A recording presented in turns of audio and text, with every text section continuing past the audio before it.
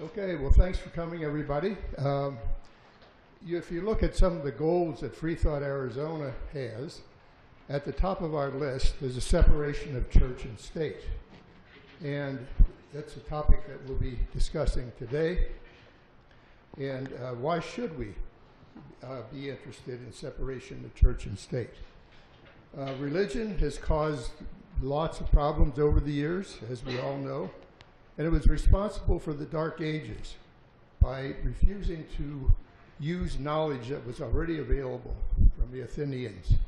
And consequently, it was buried primarily by the Catholic Church, and but the Muslims, Islam, used that knowledge to great success. So in the beginning, they were very progressive, and then finally they got some radical people from their religion that decided that we don't need this anymore, and it fell by the wayside there.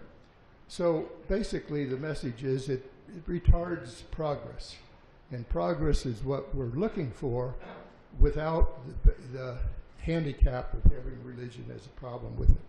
So we need to divorce religion from society so that religion can do their thing, society can do their thing, any way they would prefer.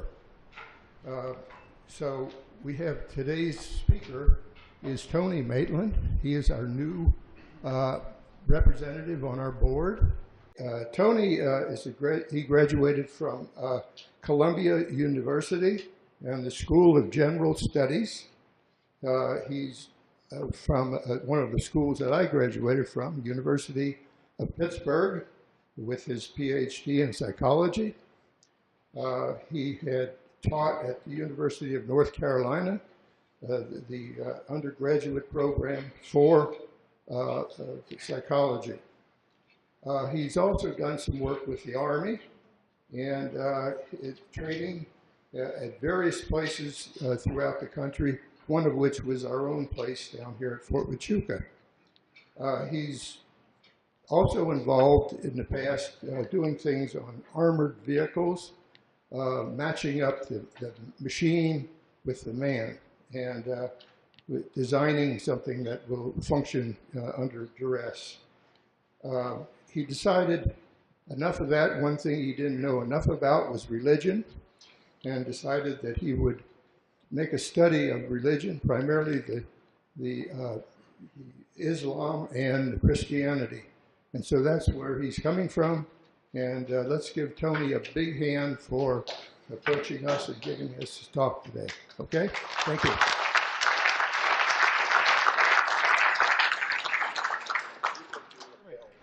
Okay. Thank you, Jerry. What Jerry told you about my background is correct. I started out as an altar boy in the church from age 6 to about 13. I then went into academe, taught in the university. Then I went into civil service, Department of the Army, and then I went into the military-industrial complex. So I've touched all the bases. Whoa. I've been around. And the trouble with being around a lot is you form opinions. You start connecting the dots. And when you've got these opinions for a while, you wake up and you say, gee, I'm 80 years old. This must be wisdom. So it goes to your head. And this is the thought that comes into your head. Wisdom. However, I'm here because of my wife. She has put up with the guru for 36 years, a saint. She has a different idea.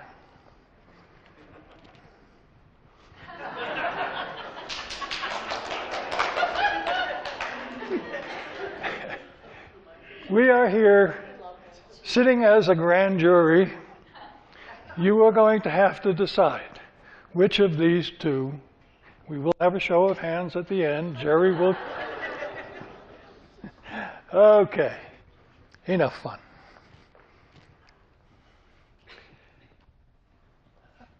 My initial interest as a psychologist is, why do people do the things that they do? Going to school, the first thing I did was go into philosophy. Well, if you've taken a number of philosophy courses, you find out that they will argue and argue for a couple of decades and never come to a conclusion. In fact, when I got into a conversation with one of my professors, and I don't remember what it was we were talking about, but he said in a very sneering voice, "Oh, you're an empiricist." I said, "Yeah." Next day I was in the psychology department. I'm an empiricist. Show me the data. But in any case, my major interest, why would pagans become Christian? Why give up a very nice religion where all you had to do was burn some incense and, say a few words and go on about your business? They turned over into Christians. So I started down that road, and in order to understand it, you have to study paganism, you have to study Christianity. When you look at it in a historical perspective, you come up with some mind-blowing ideas. Look at this chart. The fall of Rome in the year 475, probably. You'll notice that my time scale for the Dark Ages is every 100 years, because not much happened during that time. Yeah, Charlemagne, they called it the Holy Roman Empire. Some cathedrals and castles were built, but nothing happened. And it wasn't until the Renaissance, 1400, then things started to change. But now it gets interesting. What happened? Look at 1450, the printing press. For the first time, material came out in written form. Literacy became important. They published Martin Luther's 95 Theses. Whether he ever tacked them on the wall in Wittenberg is debatable. The fact is, they printed it. What happened next? The Reformation. Interesting. Look at 1525. Did you believe that Michelangelo, Henry VIII, and Copernicus were all contemporaries? No, you didn't. You believed that Leonardo and Michelangelo and Galileo walked around Florence at the same time. Where's Galileo? Way late. He wasn't even in the Renaissance. Weird. Hey, this is history. Galileo, Shakespeare, and the King James Bible, all at the same time. I mean, this is just fascinating stuff when you get into history. 30 Years' War. Christians killing Christians over whether Martin Luther is right or the Pope is right. And it wasn't until we got into the Enlightenment that we got reason. Look at all the names that pop up. I mean, I had to go to 25-year time frames here in order to get all the names on there. 100 years up there, 25 years here. Just another interesting thing. Look at Darwin. Way late. And Lincoln. They were born on the same day, a year apart. February 2nd. I mean, this is fascinating stuff. You want to study history, because what you remember from school, no, forget about it. It ain't true. Okay, let's get to our topic. Whoa, it's way up there. Why should we separate church and state? Well, that's actually two questions. Why and should. Why is a factual question. Should is a value question. So we're going to have to split them. Well, let's jump right down to the answer. Education. I'm going to go all guru on you here. There are only two kinds of people in the world, the blessed and the damned.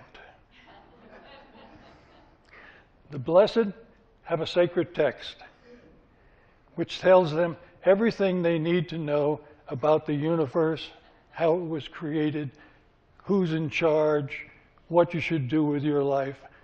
They have no questions. The questions are all answered by men in embroidered robes with pointy hats that tell them what the book tells them they're supposed to do.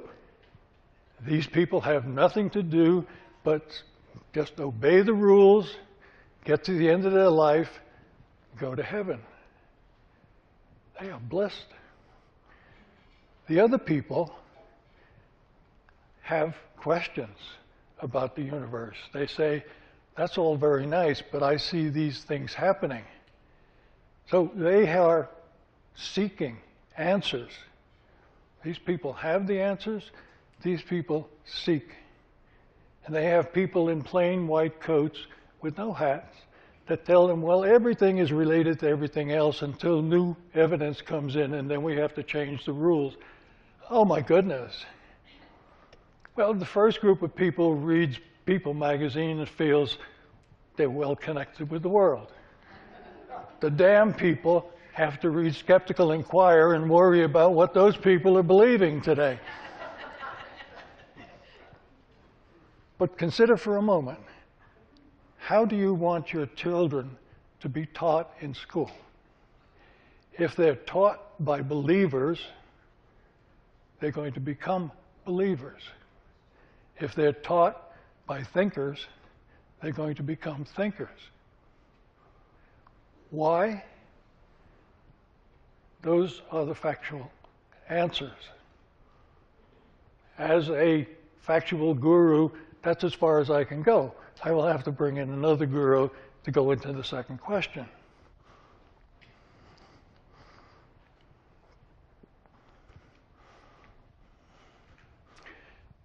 Jerry obviously saw my slides, so he sort of tipped it, the answers a little bit. The Dark Ages, as I indicated, went on for 1,000 years.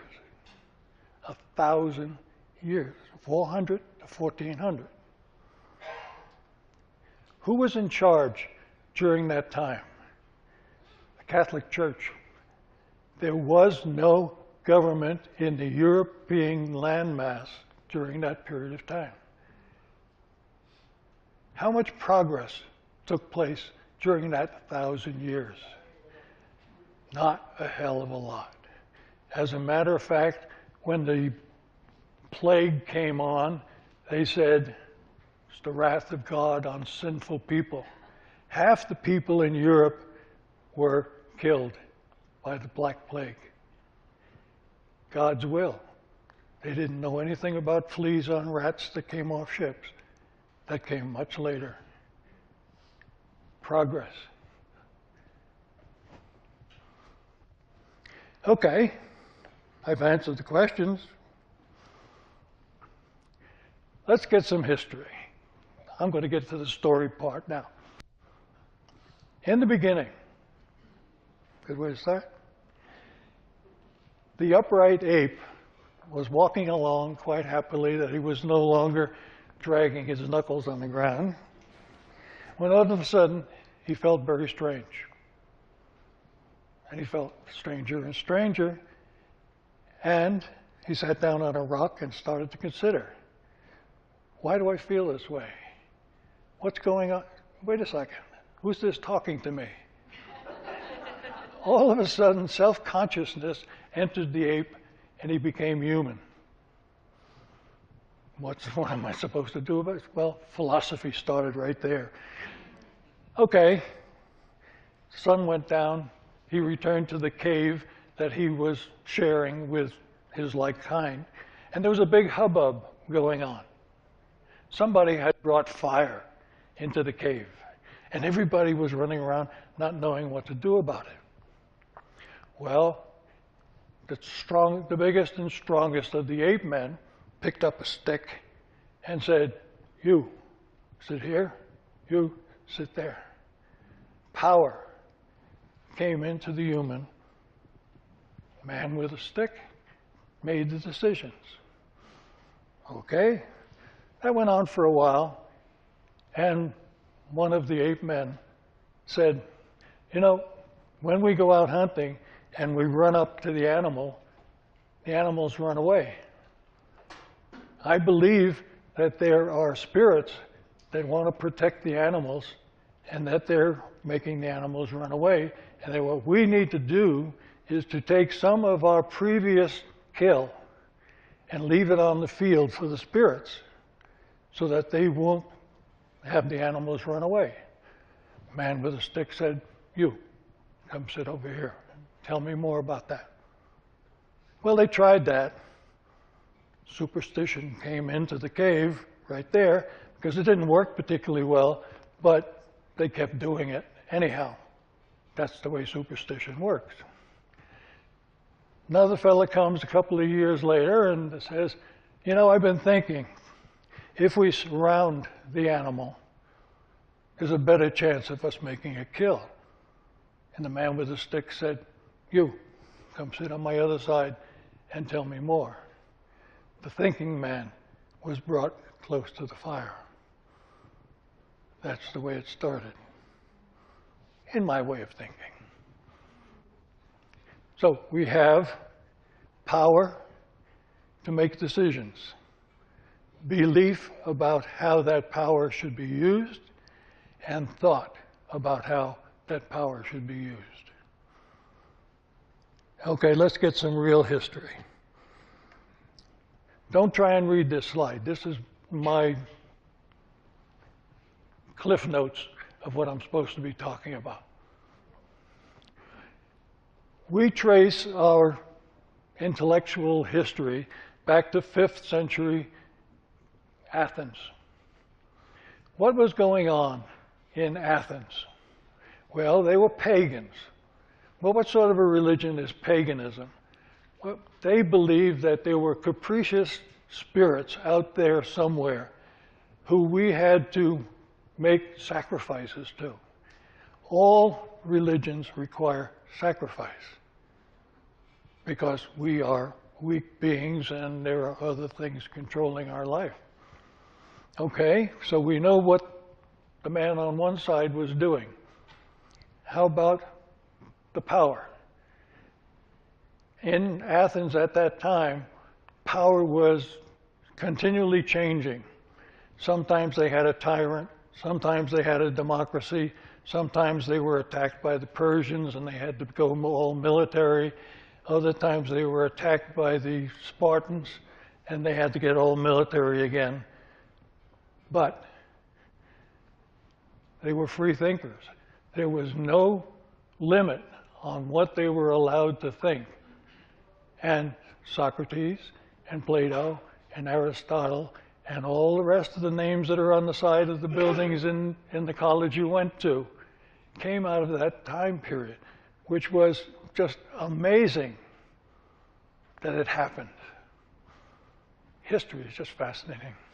What happened next? Alexander the Great came out of Macedonia. Athens had been overthrown by the Spartans. Macedonia is just north of Greece. He came out and he decided that he wanted to conquer the world. He wanted to set up an empire. Being a city-state was not enough for him. So what did he do? He was a pagan. He was not restrained by any rules. Totally militaristic. All he wanted to do. If you consider for a time, if you're talking statistically, half the people are above average. Hey, sorry about that. If you are the power person, you can hoover up those people and have them do whatever it is you want. And if you want them to go out and conquer the world, well, hell, they'll go do that. But you have taken the cream of the crop. What's left? Who's going to do the thinking? No, they're all in the army, out there, at the frontier, and what have you. What happens to knowledge? What knowledge? We don't need it. Now, Alexander was taught by Aristotle. It didn't take. What came next? Rome. The great Roman Empire. We admire the Roman Empire for its being the height of civilization. Well, what was it? It was pagan.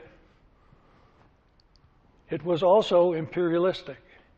It only wanted to have an empire. They ruled the entire Mediterranean area. That's what they wanted to do. Marvelous builders. Roads, colosseums, pantheons, what have you. Marvelous. Lawgivers. Great thinkers on immediate needs. No philosophy. They did not have science. They had technology. They just went right for what do we need. Now, I know this is a little controversial, but bear with me. Rome was overthrown by the Goths, or the Visigoths. I get confused. Brought on the Dark Ages because there was no longer the Pax Romana. Romana was gone. What happened was everything returned to tribalism. Consider what we believe we know about this, the civilization here among the Native Americans, which were tribes scattered around, doing their own thing, invading each other and taking captives and stealing livestock and stuff like that. That's exactly what was going on in Europe during the Dark Ages. There was no civil authority, but there was one authority over the whole area, the Roman Catholic Church. That was the source of all information. That was where everything was controlled. There was no civil authority at all. So I'm saying the Dark Ages, theocratic, because the power was in the hands of the church. What was their interest? Christianity. That's all.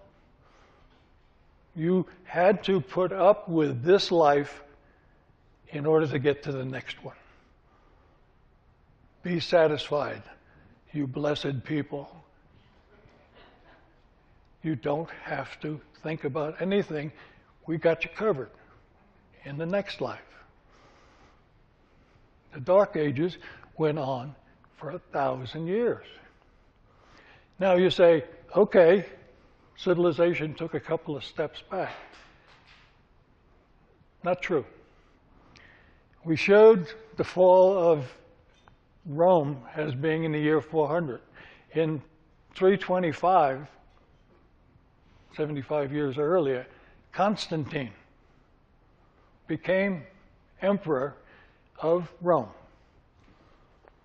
He decided, this is not a good place. Rome is indefensible.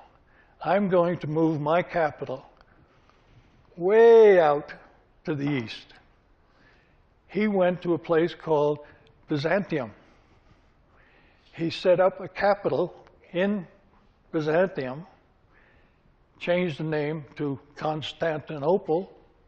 You've heard that. Built a society there that was the most amazing thing the world had ever seen. It was splendid. What brought that about? It was on a promontory which controlled the access from the Black Sea to the Mediterranean. all of the shipping that came from the east to go to the west had to pass through there and pay tax.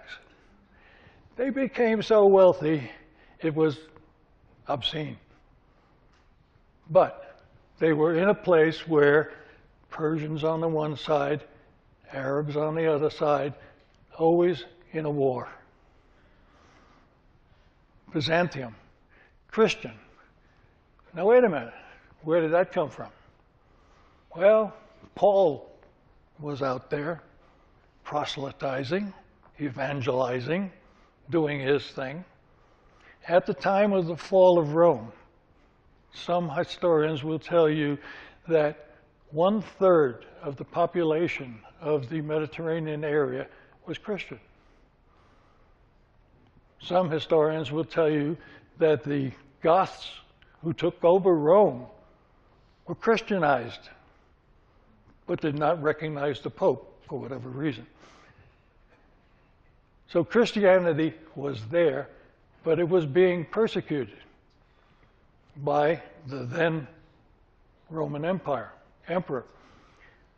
Why did he persecute the Christians? Another question that you wouldn't ask unless you're reading these books that I read. Because they would not sacrifice to the gods of Rome. They really believed that the gods would only protect the city of Rome, your house, your wife, your kids, if you gave them sacrifices, and they had all of these gods. Christianity comes along and says, there's only one God, and you may not do any obedience to any other gods. Well, pagans said, hey, all gods are equal, they're good. No, Christianity said there's only one God, you have to follow his rules. Well, if you're not going to do the gods of Rome, get out of here. That's persecution. What did Constantine do? He said, I will no longer persecute the Christians. I will allow them to do their thing. Now, when you read the history books, they'll tell you, well, Constantine became a Christian. No, he didn't. His wife was a Christian. His mother was a Christian. Gave him an idea. I'm trying to build this new society on this place, which is now called Turkey, and I've got to get people on my side. I'm going to let the Christians do it. The Christians were being persecuted in old Rome. New Rome, Constantinople, welcomed the Christians. Come help me build my society. Total political idea. Constantine himself, as emperor, sat on the council at Nicaea, where the bishops of the Christian churches came together to decide on the creed. Constantine sat there as the leader. That's theocracy. But what did he want to do with his 50% of the people? He wanted an empire. He went out and he reconquered, or he and his successors, reconquered the entire Mediterranean area from the Vandals, the Goths, the Visigoths, and all the rest of those people. He established the new Rome in the same area as the old Rome. However, he couldn't hold it. It was just imperial overreach. Plus, there was another problem, and I get to it in the next bullet. There was another prophet in the year 600, thereabouts. Muhammad had his revelation. He wrote the Quran. The Quran says, conquer the world. They went out and did exactly that. They took the sword to everybody you will become a Muslim, otherwise off with your head. It took the Catholic faith, 400 or 500 years to become dominant in Europe. It took the Muslims 200 years to take over everything from India to Spain. What your history books don't tell you is that Spain and Portugal were totally Muslim up until 1492. It's just fascinating when you start playing with years. Same year Columbus came to the Spanish court was the first year that the Spanish court owned all of Spain. In fact, the Muslims had not only occupied all of Spain, they were halfway up into France until they were finally pushed back by the Franks, which was the next great power to come out of the Dark Ages. Okay, so here we've got the Muslims occupying all of this territory. What was their idea? Muslims, theocratic. The ruler of the caliphate was also the spiritual person in charge of everything. What happened in the year 850? The ruler took the Quran very literally. The Quran says, seek wisdom.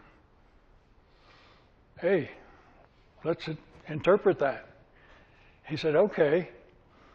He set up the House of Wisdom in Baghdad. He had so much money. I mean, this was Mesopotamia, was the caliphate that he was. And you know that at that time, land and agriculture was how you got rich. He had lots of wealth. So he hired people from all of the places that were controlled by Muslims to choose their 50%, from their 50% of the above average, to come to Baghdad, to the House of Wisdom, bring with them the documents that contain the wisdom of their people. From India, Alexandria, Spain, even Constantinople, sent their stuff to Baghdad, where it was translated into Arabic. Baghdad became the center of the universe for intellectual activity in the years 850 to 1100. There were advances in optics, in medicine, in arithmetic. Algebra invented there. Algorithm invented there. Alcohol, they invented chemistry. Alkali. Anytime you see AL as the beginning of a word, think Arabic, because that is a way that they start words. Alhambra, you know that one. The Als. One of the fun things is when you start going through YouTube and listening to different people talking about this period, you get the Islamophobes who say, the golden age of science, that was nonsense. I mean, all they did was collect that stuff. They didn't do anything with it. Neil deGrasse Tyson has one presentation that he makes, and he addresses this. And he says, yeah, they did these wonderful things in optics. And people will tell you they didn't do anything with it. Wait a second. Naming the stars. How many of the star names are Arabic? He says, let me show you some. He puts up a slide that's got about 400 names on it. He said, there's some. Arabic, every one of them. Wait a minute. another one, another one, another one. It's mind-boggling. Yes, this was a wonderful time for science. It looks like modernity was going to happen, but it didn't. And this is my message. What happened was the Sunni branch of Islam decided that what the Quran meant when it said seek wisdom was to seek wisdom in the Quran. Anything outside the Quran is nonsense, because this is the word of God, of Allah, and there is no other truth. There is no such thing as cause and effect. It is the will of Allah that that thing burns and turns to ash. Not that you put a match to it. It's the, come on. This is religion. This is superstition. This is, came up and said, if you teach mathematics, it allows you no knowledge of Allah. The only thing you are allowed to teach is knowledge of Allah. They teach one science, the science of religion. Okay, I rest my case. What happened was, because it was a theocracy, the ruler said, okay, change the rules. No more science in our schools. The madrasas right now teach only the Quran for reading, writing, and memorization. Where is Islam today? Dark ages.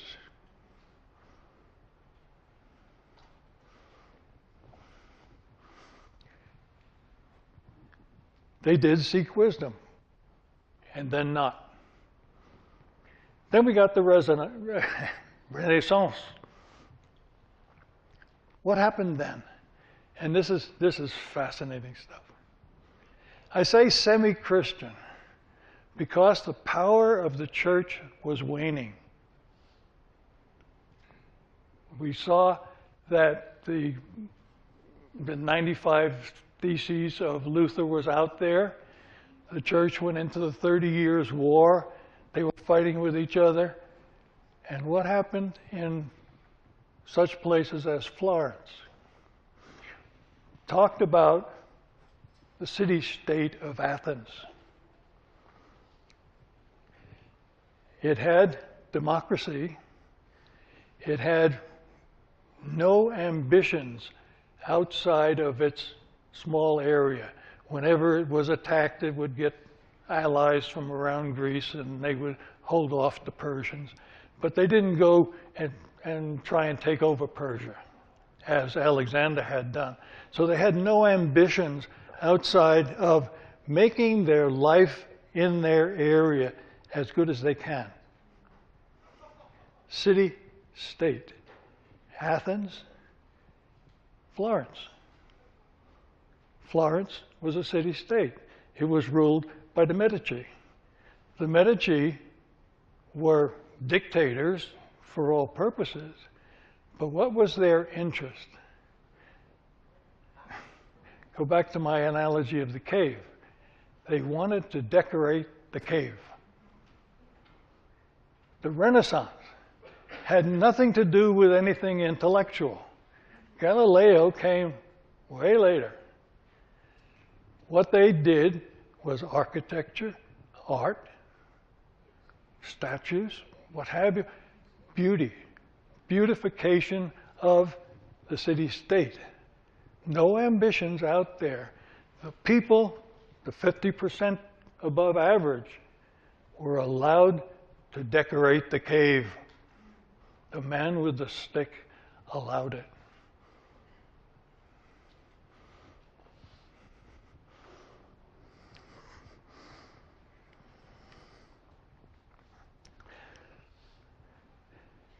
Knowledge. Locked away in all of the places that we were talking about. but it leaked out.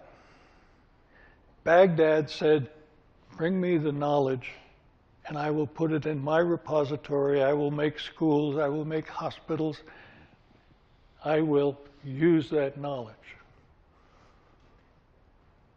What happened to all the knowledge that was stored in Constantinople? The biggest treachery in the world, the Fourth Crusade. What happened there was people coming from Europe, I mean, uncouth people couldn't even sign their name, coming down and trying to get to the Holy Land. Now, I get another problem with that. At that time, Spain, right there next to France, was full of Arabs. They were called Moors, but they were Muslims. If you want to fight Muslims, you don't have to go to Jerusalem to do it. You can do it right, well, anyhow, different story. There's a lot of rabbit holes you can go down if you're in history. In order to get to Jerusalem, you had to go through Constantinople. If you have a map in your mind, is the land route to the Mideast goes through Turkey. Even if you're on a boat, you still have to get provisions at Constantinople. Well, these are Christian people, we're Christian people, so we'll let them in, we'll feed them, we'll give them what they need so they can go and conquer Jerusalem and drive out the infidels. Wait a second, who's an infidel? Yeah, well, it's a religion. What they did is they invaded Constantinople and took it over. The Latins in 1204 invaded Constantinople, sacked the city, took all the treasure back to Europe. The Pope was very upset with them, but he said so. In any case, as part of that treasure was the manuscripts of Socrates, Plato, Aristotle, got to Europe. At that time in Europe, there were people called humanists because they were interested in the humanities. What they were trying to do, they saw that Latin had become corrupted to these other Romance languages that we call them now. They were corrupted, so they wanted to get back to the pure Latin. So they started studying Cicero and the Roman orators to find out how did they make their arguments and what have you. So this was their interest. They got these new documents. The Romans were always referring to the Greeks. Okay, where's the Greek documents? Well, hell, I can't read that. What am I going to do? Well, history has a way of playing games with you. At that same time, the Turks were threatening Constantinople. People were leaving Constantinople to go to Europe, places like Venice, Genoa. They were Greek speakers. They could read the documents. They could translate the documents. The information came over, leaking. Baghdad and the Fourth Crusade.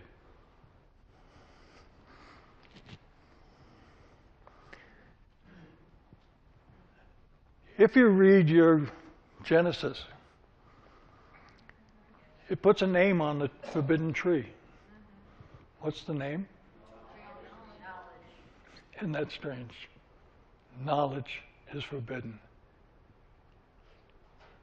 Why is that? Because the guys with the pointy hats have all the knowledge that you need. Do not seek elsewhere. You are blessed. Ask not.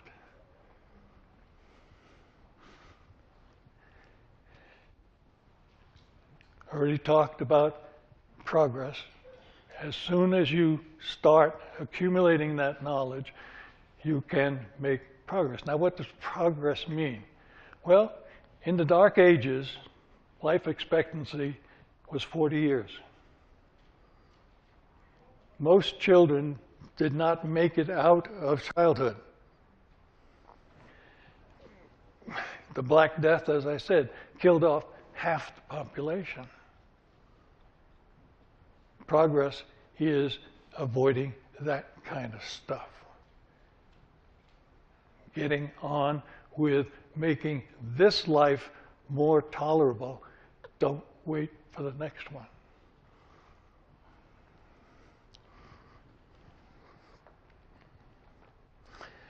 Okay. This is where it starts getting serious. We have a sacred text in this country. The religion is American exceptionalism.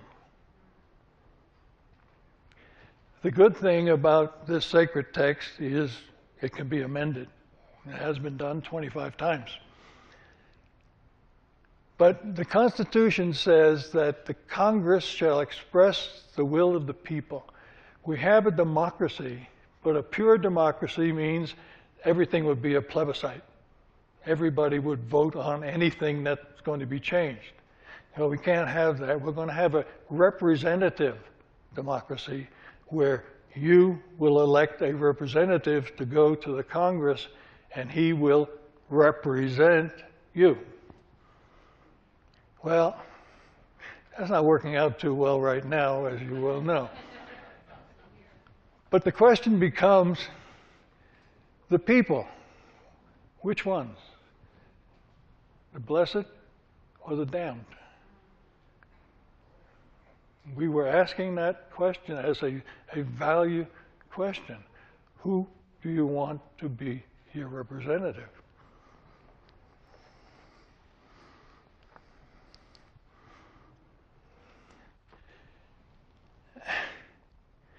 This is one of the most disturbing images I could come up with.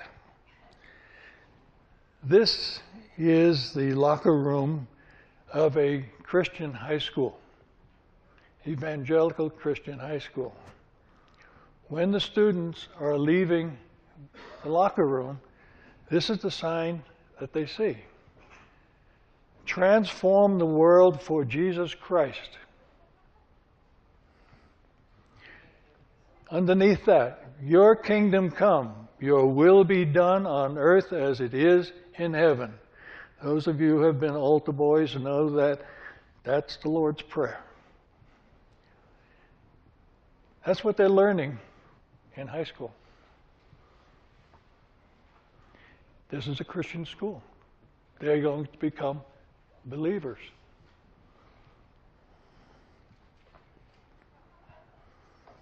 Which brings us to Betsy Devos. You knew I was going to get there.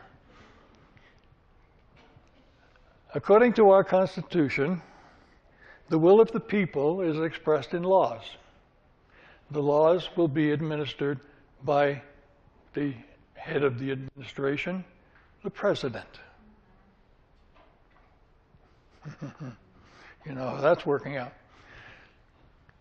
In any case, our current president was elected receiving 80% of the evangelical vote. And he knows it. How is he going to pander to his base? Let's try education. Well, he's tried a whole bunch of other things. Let's try education. The head of the Department of Education is Betsy Devos. Never attended a public school. The picture I showed was her high school. She believes that evangelical charter schools are the future of education in America. What's happening is this idea of charter schools is that they can do a better job than public schools, because they are going to use innovative methods, blah, blah, they'll tell you a whole bunch of stuff. You're all familiar with the idea of parochial schools, taught by nuns. This is where they want to go. Use those charter schools to become voices for the evangelicals. I'm going to give you a quote from one of their people. Don't try and read this. I will read it for you. Let's drop down to the bottom one. Jerry Falwell, name well known to you, moral majority. I think he ran for president one time. Founder and chancellor of Liberty University, a college, higher education, Lynchburg, Virginia. He says in his book, Listen, America, the Bible is absolutely infallible, without error in all matters pertaining to faith and practice. Oh, if only he stopped there. As well as in areas such as geography, science, and history. Give me a break. Okay, there's education for you. How about politics? We came across this YouTube of the Reverend Paul Brown. I didn't even spell his name right, B-R-O-U-N. Republican of Georgia, running unopposed for re-election to Congress, where he is on the Science and Technology Committee. This is him talking to his supporters, running unopposed. God's word is true. I have come to understand that all that stuff I was taught, evolution, embryology, Big Bang Theory, all that is lies straight from hell. Lies to keep me and all the folks that taught that from understanding that they need a savior. You see, there is a lot of scientific data that I have found that shows this is really a young Earth. I believe it is about 9,000 years old, and that was created in 6 days, as we know them. That's what the Bible says. What I've come to learn is that it's the manufacturer's handbook. That's what I call it. That tells us how to run our lives as individuals, and how to run our families, and how to run our churches. If only he stopped there. But it also teaches us how to run public policy, and everything is inside. And that is why, as your congressman, I hold the Holy Bible as being the major directions for me as how to work in Washington, D.C., and I will continue to do that.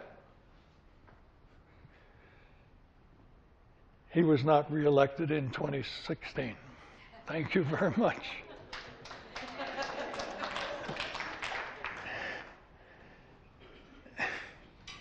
Meet the enemy of progress. There they are. I'm sorry, guys.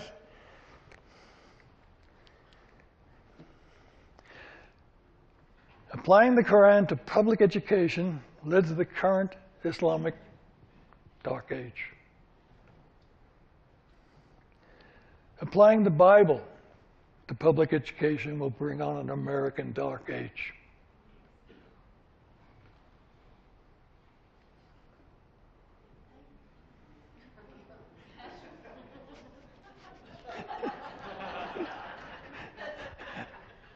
Thank you very much.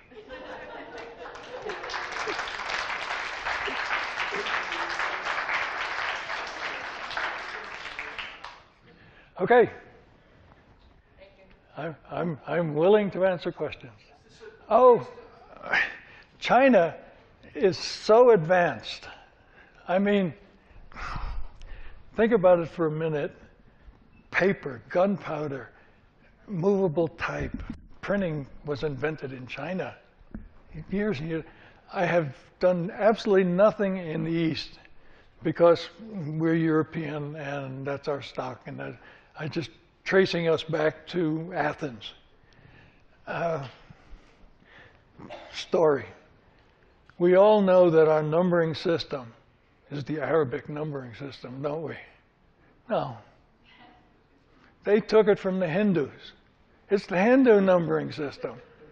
But they were ruling as the religious majority in India at the time, and part of the knowledge that came to Baghdad was Hindu numbers, and they said, ooh, the zero, that's a good idea, let's use it, and they did. So that's how it came into, but how Constantinople was finally conquered is interesting. It was an impregnable fortress city. It had 3 series of walls around it.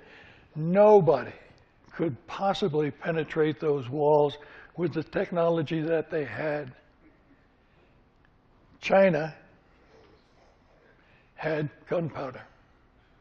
Came to the Turks. Turks had cannons, knocked the damn walls down. Poof! 1543, end of Constantinople. China, thank you very much. Yeah, one of the things I like to say is the people who wrote the Bible were so backward, they would think that a wheelbarrow was a great piece of technology because the wheelbarrow wasn't invented until the year 300 in China. That's just one of the stories I tell. The 80% that you said made up the voters for Trump. Yeah, this isn't working. Are we working? The 80% of the people that voted for Trump, what makes up that 80%? Where did you get that percent? It's one that's bandied about in the fake news. By the president? No, but he lies all the time, so I don't trust anything he says.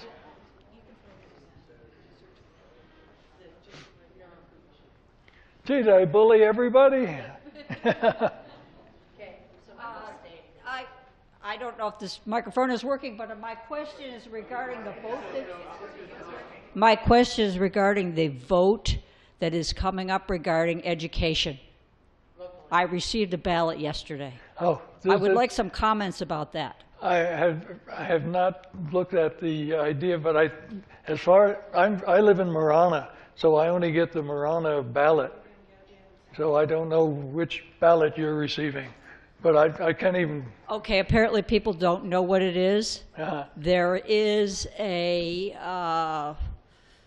proposition on the ballot, and I received my ballot yesterday, and we've been receiving mail regarding vote no on this proposition regarding raising the sales tax to pay for education. I don't know whether that's public education Be careful. or not, and that propaganda that comes out in the mail, I don't believe, so I would like some people's notions of what this is, because I have no idea. I have looked online before and not been able to find the truth.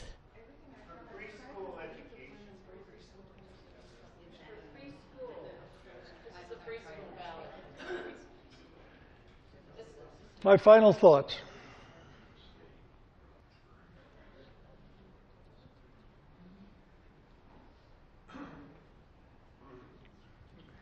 Get control over the man with the stick. I think the Star came out today against the Proposition 204. Okay. So What does that mean? they don't want you to vote for it. Well, I received the ad, but I don't know what the issue is. No, the editorial on the Star. It's for young adults. It's like kindergarten, I think. Preschool. Okay. Yeah. Has nothing to do with religion.